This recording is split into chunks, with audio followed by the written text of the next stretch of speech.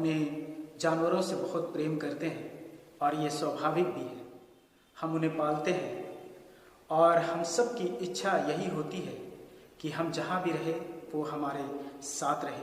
आज जब हमारे पेट्स की मृत्यु होती है तो बहुत सारे सवाल हमारे मनों में उत्पन्न होती है। क्या हमारे पेट्स स्वर्ग में पाए जाएंगे? क्या स्वर्ग में जानवर होंगे? क्या ऐसी कोई आशा है? तो आइए देखते हैं बाइबल इस विषय में क्या कहती है। हम इसे 3 भागों में देखेंगे। परमेश्वर का पशु प्रेम, क्या स्वर्ग में जानवर होंगे? क्या ऐसी कोई आशा है कि हमारे पेट्स हमारे साथ ही स्वर्ग में पाए जाए? बाइबल इस विषय में स्पष्ट रूप से ज़्यादा कुछ नहीं कहती है। मनुष्यों के लिए 2 जगह निर्धारित है, स्वर्ग और नरक, परंतु जानवरों के बारे में किसी निर्धारित स्थान के बारे में बाइबल नहीं बताती है। उत्पत्ति उसका 1 अध्याय 20 पद से 25 पद के अनुसार परमेश्वर ने 5वें और 6वें दिन सभी प्रकार के जल जंतु, पक्षी, घरेलू रेंगने वाली वन पशुओं की सृष्टि की। यह बात बड़ी अद्भुत है कि परमेश्वर ने जानवरों को मनुष्यों से पहले सृष्टि की है। परमेश्वर अपनी सृष्टि से बहुत प्रेम करता है और परमेश्वर का पशु प्रेम पूरी बाइबल में हम देखने पाते हैं।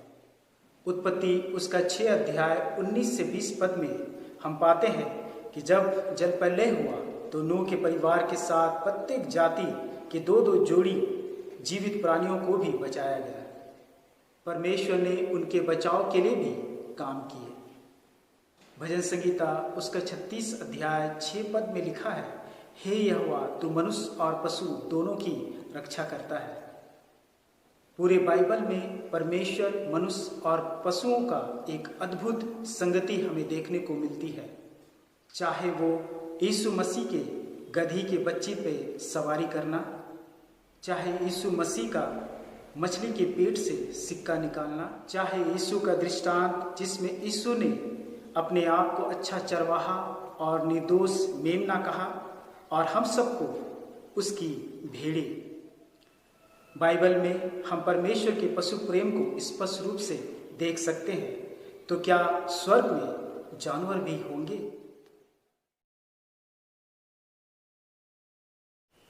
बाइबल में प्रकाशित वाक्य उसका 19 अध्याय 11 पद में लिखा है कि यीशु मसीह बादलों पर सफेद घोड़े पर सवारी करके आने वाला है। साथ ही स्वर्ग के स्वर्गदूत भी सफेद घोड़े पर सवारी करके आने वाले हैं। परंतु सफेद घोड़े का वर्णन होना स्पष्ट नहीं करता कि सच में प्रभु घोड़े पर ही आएंगे।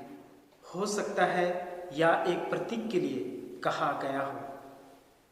वैसे ही प्रकाशित वाक्य उसका 21 अध्याय में नई आकाश और नई पृथ्वी के बारे में कहा गया है, जहाँ जीवन का वृक्ष, फल तथा पत्तियों का वर्णन है।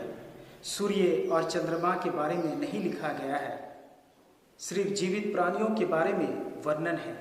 यह भी संभव है या सिर्फ प्रतीक के रूप में इस्तेमाल किया गया हो। वैसे ही यशायाह उसका 11 अध्याय में बाइबल में शांति के राज्य के बारे में बताती है, जब प्रभु का राज्य होगा, जहाँ सभी प्रकार के जीवित प्राणी होंगे, जहाँ चीता, भेड़िया, बकरी के बच्चों के साथ बैठा करेगा, बछड़ा, जवान, सिंह और बैल तीनों इकट्ठा होंगे। एक आशा दिखाई देती है, परंतु इन सब बातों को देखने के बाद स्पष्ट रूप से नहीं कहा जा सकता कि पशु भी स्वर्ग जा सकते हैं, क्योंकि बाइबल में मनुष्यों के लिए जगह तय है, स्वर्ग और नरक, परंतु पशुओं के लिए ऐसी कोई बात नहीं कही गई है।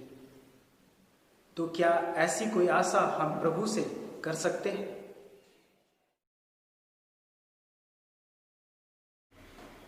हम मसीह प्रभु में हमेशा आशावादी रहते हैं। हमारा प्रभु दयावान है और सभी जीवित प्राणियों की सृष्टि उसी ने की है और हमारा प्रभु उनकी सुधि भी लेता है।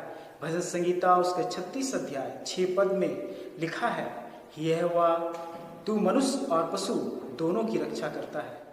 वह रक्षा करने वाला प्रभु है। नीति वचन उसका 12 अध्याय 10 पद में लिखा है, धर्मी अपने पशु के भी प्राण की सुधि रखता है, जैसा कि हम भी सुधि रखते हैं। इसलिए हम अपने प्रिय जानवरों के लिए प्रार्थना कर सकते हैं, इसमें कोई हर्ज की बात नहीं है। जल प्रलय के समय नूह को यह अधिकार मिला था कि वह जीवित प्राणियों में से एक एक जाति के दो दो पशुओं को अपने साथ जीवित रख सकता है। प्रिय मित्रों, जानवर भी प्रभु की सृष्टि है और प्रभु के लिए कुछ भी काम संभव नहीं है। हो सकता है हमारे प्रिय जानवर हमारे साथ स्वर्ग में होंगे और यह भी हो सकता है कि वो स्वर्ग में ना हो। सब कुछ हमारे प्रभु के हाथ में है। आशा है आपकी बहुत सारी बातों को मैं स्पष्ट कर पाया हूँगा।